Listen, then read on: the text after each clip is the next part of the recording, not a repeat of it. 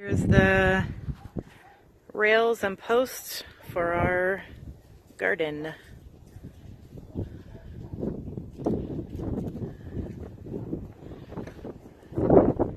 Hey JW peeps, we're finally doing a garden video. We started this garden in the fall and it's been so cold and spring is finally here, so we finally got some things going. But let's talk about our construction. We chose this area in our yard and we started by kind of mapping it out in this whole area, and we use these red round posts to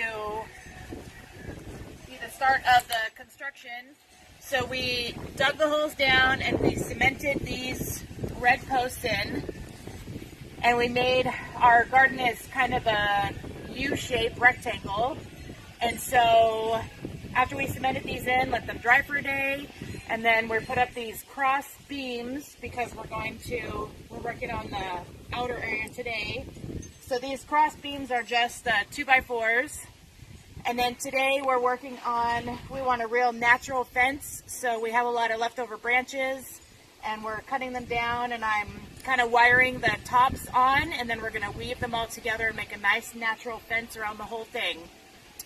As far as our garden aspect, we did some raised beds because they work well in this area.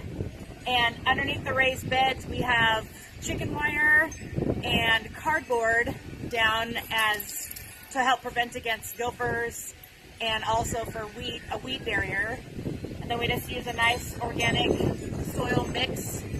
And so we've started these plants here, and we have some lettuces and basil and some spinach. And then we have in here, we have some cucumbers, and we're going to be getting these pots out of here and planting them. And this whole middle box right here is asparagus, and it's the first season. So everything we've been reading says it takes a couple seasons to get really good asparagus, but this is the beginning. And they're all getting these tall, leafy fern sprouts, but it says to leave them. And you can see in this bed right here that we've started, and we laid down the chicken wire and the cardboard, and then today we'll be adding the soil and moving some of these sprouts over that we've pre-sprouted.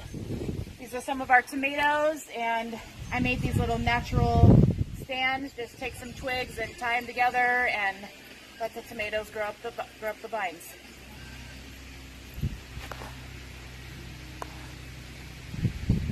So in our process here, we decided to make a very natural little arbor, and we have so many trees here that we trim and cut the branches. So we just wired it up and used the natural branches to weave it all together. And then we are working on the fence using all natural branches to make it very whimsical garden. And it's very easy. I started with bigger circumference branches and wired them to the 2x4, and then you just take smaller branches and just start weaving them in, making sure that they're not going to fall forward. You just weave them in and out of the branches that are there, and it's looking great. We love it. And we have a nice natural border that is going to be on our garden. We're going to do this all the way around, and then as the green leaves die, they will just blow away in the wind, or, whatever. So we'll just end up with the sticks left over.